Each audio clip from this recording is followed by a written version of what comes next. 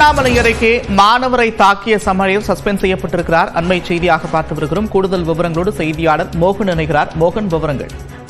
நந்தா, திருவண்ணாமலை மாவட்டம் போலூர் அடுத்த செங்குணம் கொல்லைமேடு பகுதியில் ஊராட்சி ஒன்றிய துவக்கப்பள்ளி இயங்கி வருகிறது. இந்த பள்ளியில் 44 மாணவ மாணவிகள் பயின்று வருகின்றனர். பள்ளியில் ஒரு தலைமை ஆசிரியர் உட்பட 2 ஆசிரியர்கள் பணியாற்றுள்ளனர். இந்த பள்ளியில் மாணவர்களுக்கு சத்துணவு வழங்கப்பட்டு வருகிறது.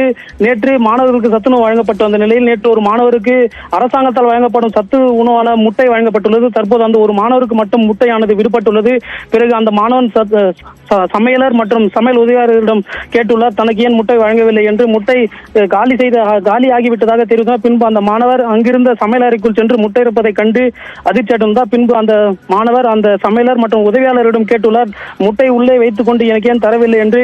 இதை கேட்டு அதிர்ச்சி அடைந்த சமையலர் மற்றும் சமையல் உதவியாளர் இருவரும் வகுப்பறை சுத்தம் செய்யும் தொடப்பத்தை எடுத்து மாணவனை சராமாரியாக தாக்கியுள்ளனர். தற்போது அந்த வீடியோ சமூக வைரலான நிலையில் நாம் இன்று செய்தி வெளியிட்டிருந்தோம். நமது நியூஸ் 18 செய்தியின் எதிரொலியாக மாவட்ட கல்வி அலுவலர் சாமி முத்தழகன் 2 சமையலர் மற்றும் சமையல் உதவியாளர் இருவரையும் பணியிட நீக்கம் செய்தோம் மற்றும் பள்ளியில் பணிபுரியும் 2 ஆசிரியர்களை பணியிட மாற்றம் செய்தும் அரசாணை உத்தரவு பிறப்பித்துள்ளார்.